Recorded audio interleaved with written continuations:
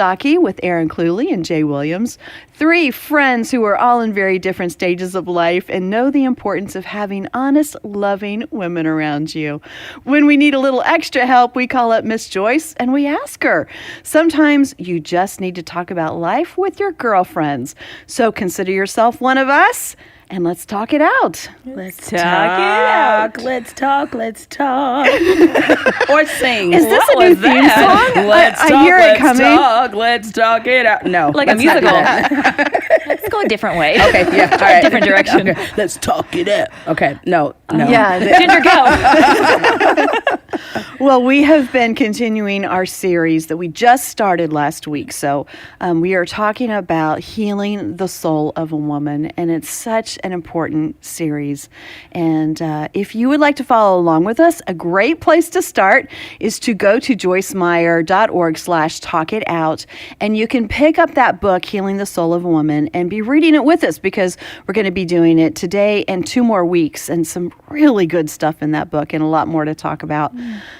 We are really looking forward to continuing this topic because I don't know, we're 1 week in and I just feel like so much is already happening. And I just want to say to both of you, I'm so proud of you.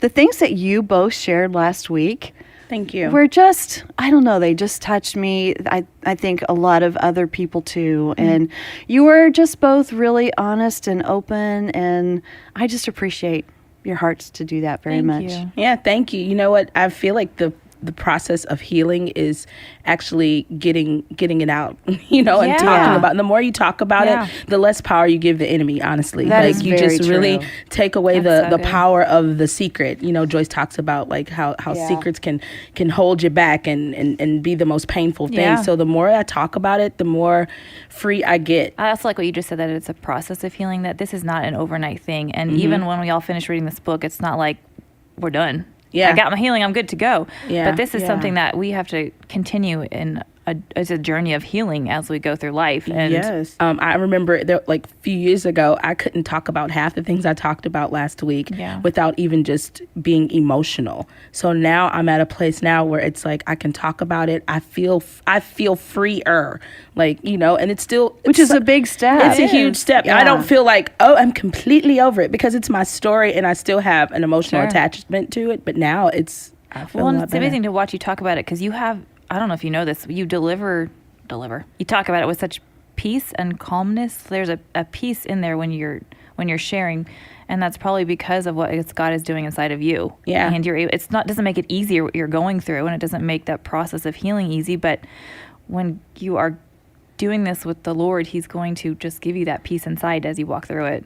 Yeah, it surpasses understanding because I don't get it, but I know it's the Lord, but I know it took a willingness of me to be vulnerable and to talk about it with friends and allow God to heal me. Yeah. Just like it did Joyce at some point. Yeah. It's that way for everyone. Mm-hmm. Yeah. And we were talking about the fact that this is a topic that is absolutely applicable to everyone. Yeah, it really because is. we do all have different things in our lives. Yeah. And in the book, there's a list of different things, whether it's any kind of abuse, whether it is losing a loved one, whether it's rejection, whether it's an illness, dealing with cancer, a divorce, being single sometimes, can be hard if that's not what your heart has desired. There are so many wounds, losing a child, so many wounds that everybody has to deal with in different ways, but God is able to do all of that, whatever that wound is. And even if it's something that you think is insignificant, maybe it's something that someone said to you that you just can't let go of. It's not insignificant in God's eyes. Yeah. What's real interesting about that list in the book, when I was reading that, I put check marks next to the ones that I deal with.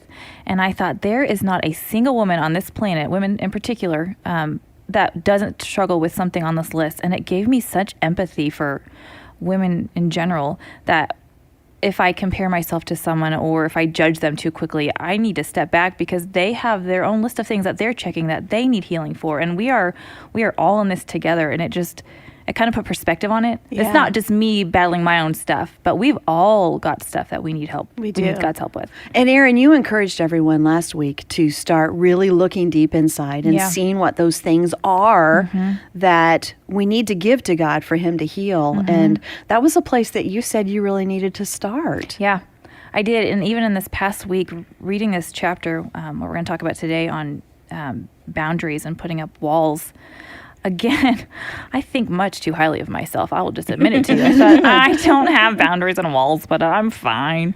But I do. And I realized some ways that I have put those up in my life and why I do them, why I feel the need to control some situations where it's not necessary, and the motives behind that. It's just been really interesting to see what God has revealed to me for things that I just don't think are that big of a deal. Right. So, well, we want to begin today with that, just like Erin said, this chapter that Joyce has in Healing the Soul of the Woman. And she's named it Establish Boundaries, Don't Build Walls, which I think is so good. Because to really begin this process of healing, we have to start by tearing down the walls of protection that we've built up, because they also come between us and God. Yeah. They don't just protect us from other hurts. They come between us and our healing. But when we learn instead to build healthy boundaries that make sense, those aren't walls. Boundaries are not unhealthy walls. Yeah. Yeah. What do you say we just start right off by calling Joyce? Yeah, And that's a seeing great what idea. she has to say about boundaries and how she had to tear down her own walls, and so many questions I have for her. So let's give her a call right now. Hello? Hey, Joyce. Hey. Hey, how are you today? Oh, well, I'm just excellent. How are you? We are excellent too. hi, Joyce. Hi. Hi. Well, So, what's going on? Well, we are talking about healing the soul of a woman, and we have boundary questions for you. Why do you laugh? Help me, Jesus. Help me, Jesus. Let's do Jesus. I'm just sitting here working on a devotional, and all of a sudden you guys call and say, we have questions for you. We like to keep you on your toes. That's what we're all about. That's right. Well, So what can I try to help you with? I love the way that as you were getting into this topic in the book, you asked this question: are you resentful because you feel that people take advantage of you? And I think a lot of our friends who are out there listening right now would say, yeah, I think I do. So how do boundaries help if that's what we're feeling?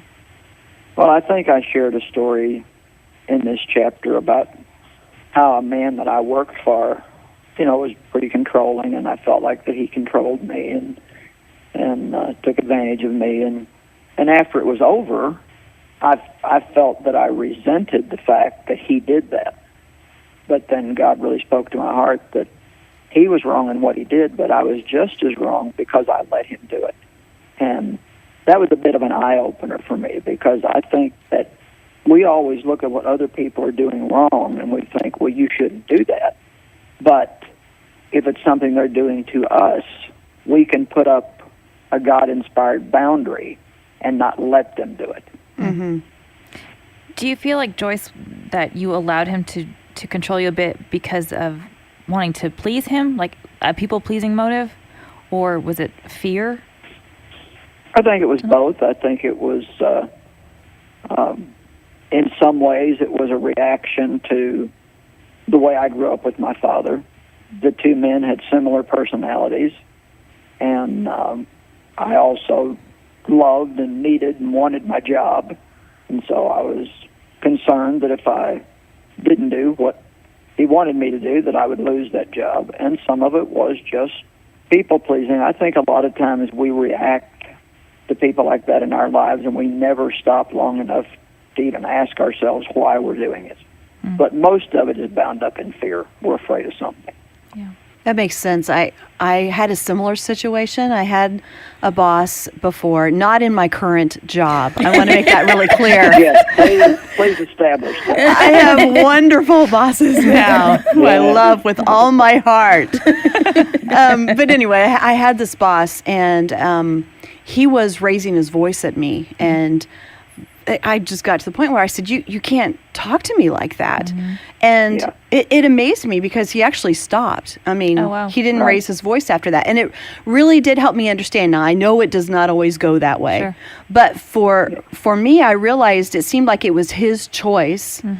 But it was also, like you said, Joyce, partially my choice. Yeah. Because when I said, I'm not going to work this way, then I set a boundary, and he agreed to it, which was and, wonderful. To be honest, most bullies really want somebody to stand up to them. They don't respect people who don't stand up to them, and they will keep pushing people around as long as somebody lets them do it. But there's a part of them that's just thinking, I really wish you would stand up to me. And I think any time that you do stand up to someone that has manipulated or controlled you, and I think it's important to bring this point out, you do take a chance on losing something.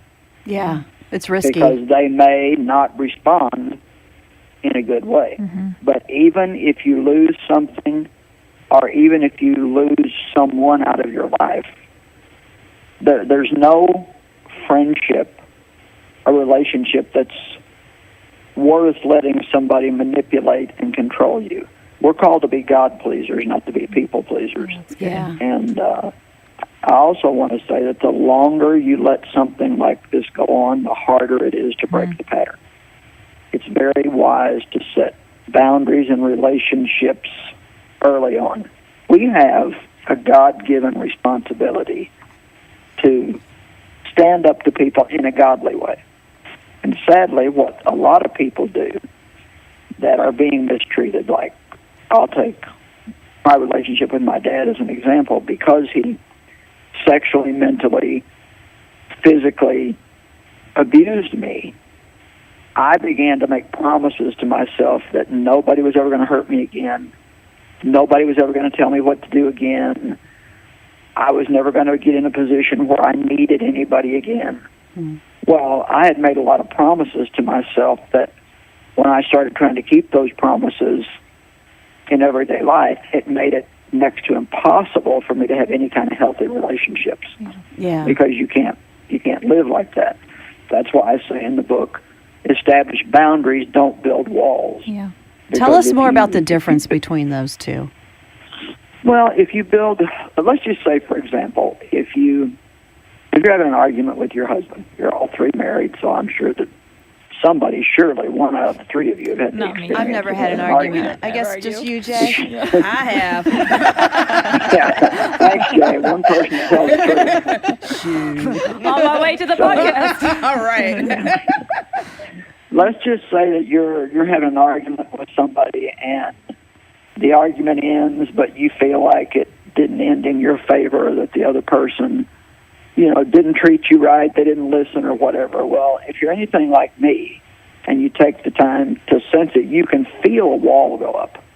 And the first thing you want to do is get away from them, get in another room, not talk to them. Yeah. You just want to isolate yourself and get in a position where they can't hurt you again. And what God has taught me is if I build that wall, I'm the only one that can tear it down. And the only way for me to tear it down is to put my trust in God that He'll take care of me. That's really So important. instead of trusting me to take care of me. And that doesn't mean I don't confront situations that need to be confronted. But to be honest, you have to have the right timing to confront somebody. Yeah. If you just do it when you feel like doing it, it may be the wrong time, and it may not turn out good at all. And I've found that even in my relationship with my husband, if I need to talk to him about something that I think could be explosive, I've learned don't ever do it without praying, and wait till I can sense that the timing is right. And it's amazing what a difference that makes. I like to also make sure that Mike has had food. He's eaten. That's a good idea. Tends to go well when he's not hungry. Yeah, on a full stomach. Yeah. That's a very good But idea. so many people have walls built around themselves thinking of protecting themselves. But all they're really doing is isolating themselves, and they're really in a self-care mode. They're going to take care of themselves and make sure that they don't get hurt. But you can't love without taking a chance on getting hurt. Yeah. So any one of us that's in a relationship, you will get hurt at some time or another. yeah, exactly. So that first step, I guess, of tearing down the walls, how important is that to allowing the healing to begin in your life? Well, I think it's very important. I mean, you can't, if you're isolating yourself, you're not just isolating yourself from the person who hurt you, but you're isolating yourself from God too. You have to let God in. You have to say, well, okay, I got hurt, and I don't think it was fair, but you're my vindicator, and so I'm going to put this in your hands. I'm going to bring this wall down, and you have to know when you do it that you may get your feelings hurt again. And if you do, then you trust God to heal you. We always have the healer living inside of us, and so it's amazing how things change when we start really leaning on God for everything instead of just going to Him for emergencies. I kind of found out if I live like I'm always in an emergency, then I don't have as many problems. Yeah. That's good. One other thing I can say is don't use prayer as an excuse to not deal with things yourself, too. Oh, That's yeah. so We good. want to pray first, Yep. but that doesn't mean that you just sit back and wait for God to change everything. Yeah. That's really Yeah, good. I'm not done praying. I can't deal with it yet. Avoiding that confrontation. Yeah. Yeah, I'm like, well, what are you going to do about this situation? Well, I'm praying about it. Well, that's good, but has God told you to do something? If you let somebody mistreat you for a long period of time or control you got to realize that you have a part in it and you've established a pattern with them. And so you don't want to go in like a bulldozer and just unload on them all in 5 seconds. Well, you've been controlling me and I'm not going to put up with this anymore. And blah, blah, blah, blah, blah, blah, blah, blah, blah. It's best to just sit down with somebody and say, look, maybe you haven't even meant to do it, but I feel like that I don't really have freedom, that you control and manipulate me. And if it's my fault, I'm sorry, but we just need to establish some new guidelines. Yeah. I like the humility in what you say, that we do have a part to play in it ourselves and apologize for what we need to apologize for. Yeah. That's good. Yep. That's really helpful. Like I said, not everybody does it on purpose. I mean, some people Yeah. are just really strong-willed.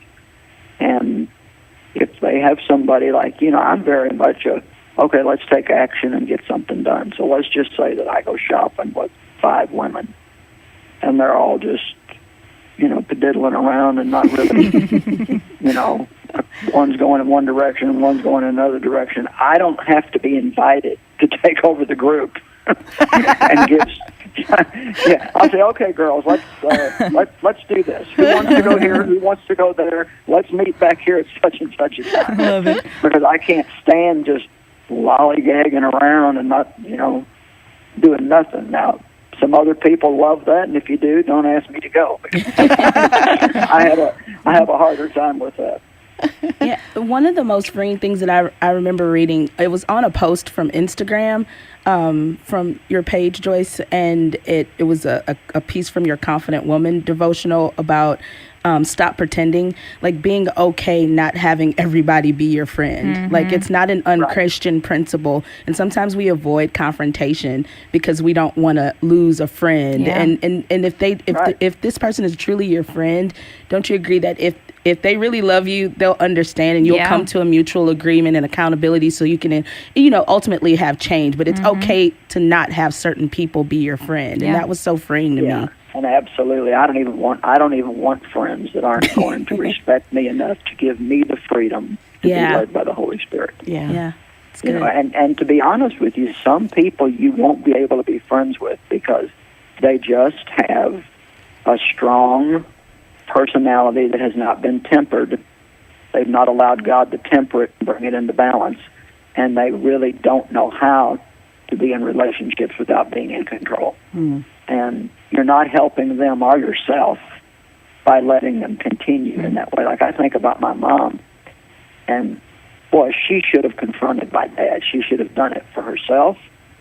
She should have done it for my brother. She should have done it for me. But she didn't because she was afraid. And she ended up she never really had a life. Yeah. And it's sad. It's really sad that, you let somebody else that's just selfish and self-centered steal your life. So, well, I'm sure you girls have got a lot of other good things to talk about, and so. Well, those are great encouragements. Thank you. Really helpful. Thank you. And next time we shop, I'll try to go faster. Ginger's the one slowing you down. Yeah, that's right. I'm going out with you Saturday, so now you know you've got to keep in step. No padiddling around. I will keep it moving. We'll practice. All right. Thank you. Thank you. Love you, girls. Love you. too, Bye. Joyce. So some of the things that she was talking about are just such great practical, biblical answers to a lot of the things that we deal with. Yeah. A lot of the things that do impact our souls, that do create those wounds, are things that we need to be more forthcoming in addressing ourselves. Sure. But that is not easy.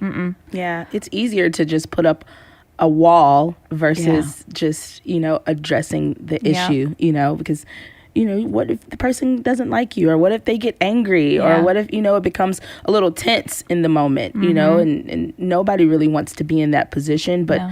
like I was saying earlier, it ultimately brings forth, if that person wants to have a resolution, and even if they don't, sometimes you have to confront people that aren't even Christian. Like if it is a secular job, or someone in your family that's not Christian. But it's okay to, like she said, stand up for yourself and be bold in that moment. And it's not like all Christians do it right either. No. Yeah. So it's okay if someone's mad at you now and then.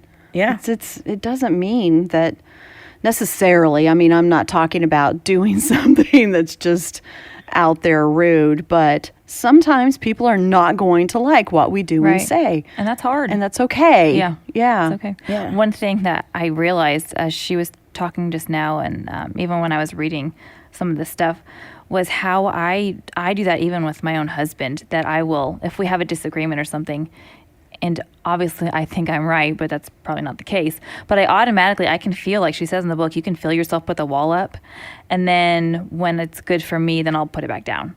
And it's like I'm going through a drive-through and I'm pushing my window up and down. Now I'm going to put this up because you made me mad, so I'm not going to let you in. Well, okay, now I'm ready to talk, so I'll put that wall back down. Because so I I'm need to order manipulating. some fries. Yes. Let me go get my French fries and my milkshake, and then we can talk. No, but that's a great example. That's a Yeah. great visual of how to understand it. Yeah. It is kind of at our own whims sometimes. I need protection. I need something from you. Yeah. I didn't realize how much I would do that, and I mean, I know I needed space, when you disagree with someone, sometimes you just need some space, and that's fine. That's all healthy. right. Yeah. But I can't do that just because it's good for me or it's working in what makes me happy. I mean, I'm affecting my walls, and my up and down of that is affecting him. So And your kids. and my kids And the other people Yeah. around us. I Yeah. mean, anybody that I come in contact with.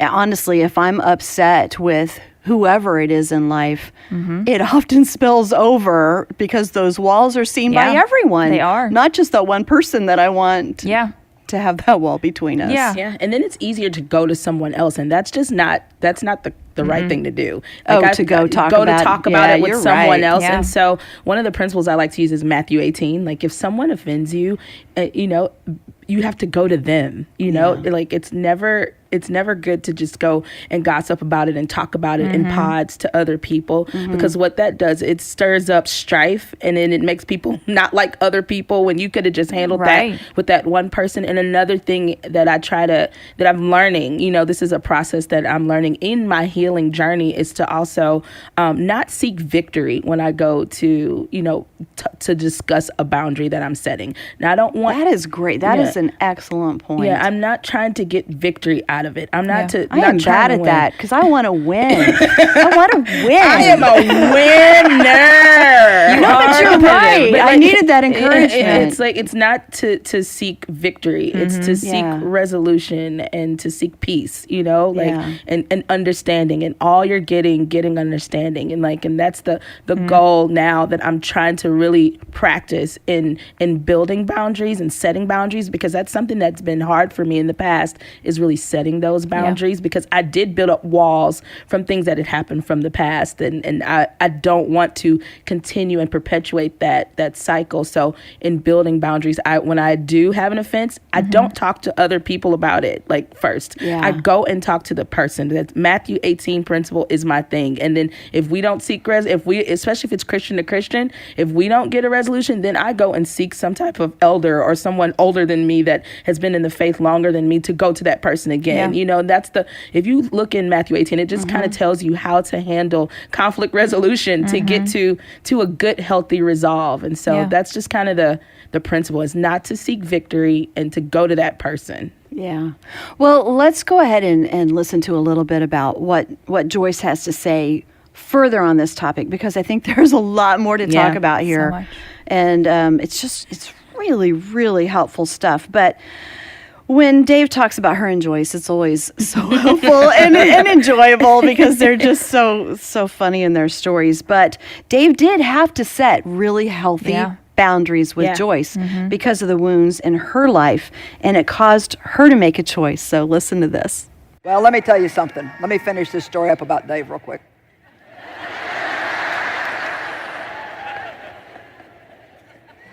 You know what? I'd throw my fits.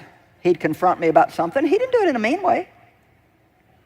But I mean, he would just say to me sometimes, "You're not going to control me." "I'm not trying to control you." "Yes, you are." He's like, "You're trying to make me think what you think, and I don't think what you think. I've got my own opinion. So stop trying to convince me." You know, I'm good at convincing, and that's part of my teaching gift. But there's times when it needs to work and times when it doesn't. And I would try to convince him of my way. Well, then, if I didn't get my way, I'd go get my feelings hurt. And I remember him saying to me, "Ooh." He would say to me, "I am not going to feel sorry for you." See? Come on, ladies. He would say to me, "I am not going to feel," and I thought, you don't even have a heart. You don't feel anything. You don't have any emotions. Don't you know how I was raised? Don't you know what I'm going through? Don't you understand? Come on now. Don't you understand how hard this is for me? And I just can't believe that you're treating me this way. And then I'd go to God, "Why is there always something wrong with me? You know, there are a few things wrong with him, but no, it's always me."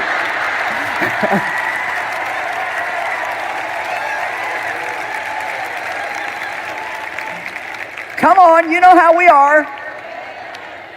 And he would say to me, "Joyce, I love you, but I am not going to feel sorry for you because it is not going to help you if I do." And then he might leave to go play golf.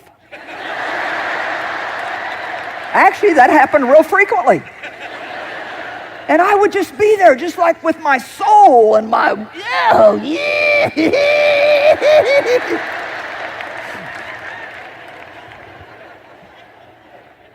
And I had a choice.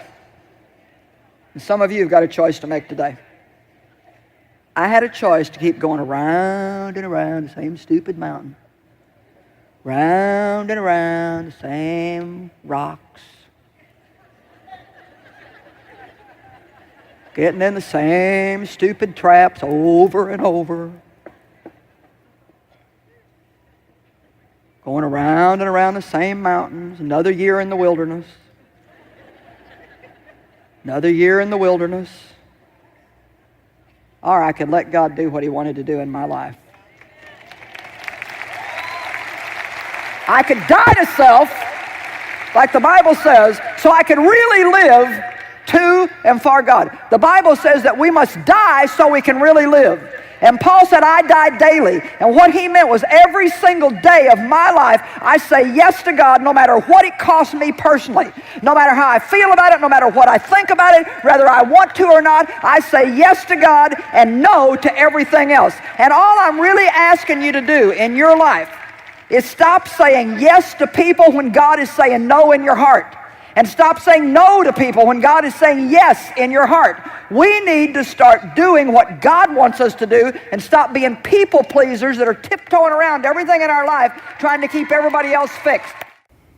I'm going to cross stitch that on a pillow. That's so good. Yeah. We have a choice to make today. Yeah. And Yeah. that's exactly what she was saying. And what great encouragement that we can choose to stay where we are Yeah. for our wounds to fester and scar over and become crusty, ugly old things. Yeah. Or we can begin tearing down those walls, Yeah. establishing healthy boundaries and letting God do what he wants to do in our lives. Yeah, yeah. I remember, like, I know I shared a lot last week about some wounds that I had. And I remember after a few years of being married to Isaiah literally told me, because he would do things that would trigger me, that reminded me that I still had a wound. And I remember him telling me one time, Jay, I cannot pay for the wounds that you still have that are open. I can't pay for those. He's like, the price is too high. I can't afford it. Yeah. You know, he's like, that's Yeah. not, he's like, I can't, but Jesus can. Yeah. You know, Jesus paid for it already. So I think a lot of times we want people to pay because we're triggered by something that they say, and then we put that burden of responsibility on that person. It's not like Dave. It wasn't Dave. That, like, maybe he did something or something happened that triggered Joyce to think of. It reminded her something that happened with her father, but it wasn't his price to pay, you know. And so Right. sometimes we put that burden on the people we love or Yeah. friends, and or just random people, and we want them to pay for it. And it's too expensive for them to pay for. They don't have the context. They don't have the it's not theirs to resolve. And so that helped me a lot. And I was like, you're Yeah. awful. But it was true. I had to walk through my own process of healing and stop trying to make him pay for it. It wasn't his to pay. Wow. That's really good, Jay. Hard. Yeah. It's hard. Yeah, that's not something.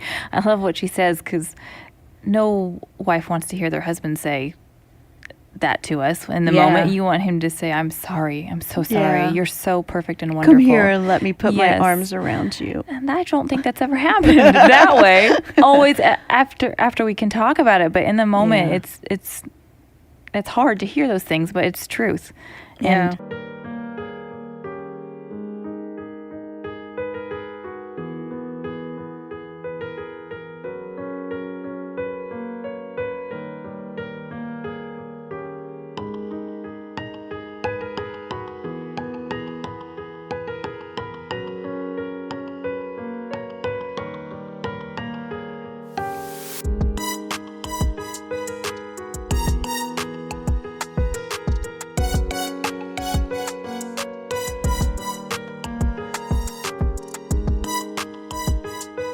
we can't expect somebody else to take care of somebody else's mistake. You know, I know that there are a lot of people listening right now, too, because of your wounds. You've built some walls up and you've protected yourself. You've protected your heart. And so with what Joyce was saying, if you can start there today by just breaking down some of those walls, that's really a great place to begin. Because in the book, Joyce says that walls of safety create isolation and that it's easier, but it's emptier. And so if you're tired of your life feeling empty, then this is a place to start. And being part of our group, I think, is wonderful too. I mean, listening and studying this together with us and being a part of this group and letting God start that healing process is a beautiful place to begin. Yeah. You're our friend. Like, just know that you have friends in us. Yeah. And consider this step one in your Right. healing journey, and just know that we do love you. We pray for you. Yeah. We're on this journey with you. So we're all doing it together. We're doing it together. This is a journey, and we're being as vulnerable as possible, not because, this isn't easy. It's not easy to talk about stuff, but we're doing it because we love you and we want to be a part of this journey. So we are your friends. Yeah. So being with God's help, just walking in love, all the things that we've been talking about, following Ephesians 4:15, to speak the truth and to do it in love when we need to. And that's one beautiful aspect of our healing journey. And we're going to be talking a lot more about this in the next couple weeks. In case you're just now joining us, you can catch up on all the episodes from the first season even of Talk It Out at joycemeyer.org/talkitout. And we're only a few episodes into this season, so check that out and catch up with us. So next time we're going to have a special guest with us who's going to talk more about guilt and shame. And if any of you know her, it's Lisa Harper. Love her. I love Lisa. She is so she is so great. And she has experienced this guilt and shame so much that, in fact, she told her attacker that if he told anyone about what happened, that she would say he lied. Wow. That's kind of like the whole opposite. Yeah. Exactly. Yeah. But that's what guilt and shame do to us. So you'll hear her story and find out more about that when we all talk together. And don't forget, the Healing Soul of the Woman book is what we're talking about, so you can pick up your copy and follow along with us. And don't forget to listen to all of Joyce's podcasts too, because she just has great teaching. Joyce Meyer.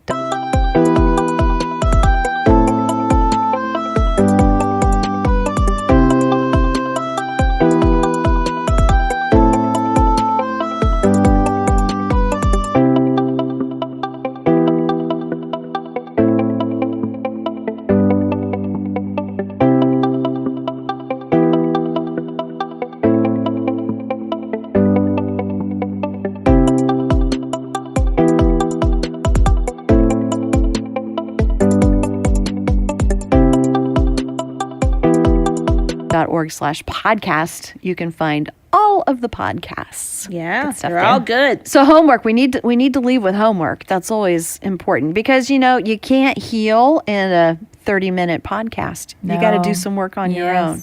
Yeah. So start thinking about those boundaries in your life that you need. Start thinking about those hard conversations that you might need to have and pray about them. And I believe that this week God is going to show us all some things and open doors for healthy conversations. Yeah. That's good. Yeah. And start praying that God begins to prepare their hearts too. As you, even if you practically make a list of some of the people that you need to talk to and just start praying over them and believing the best about the outcome. Don't go in with like, oh, they're going to do this. Cause that's something I used to do. I used to always think ahead and think about the ending. Plan out the whole conversation.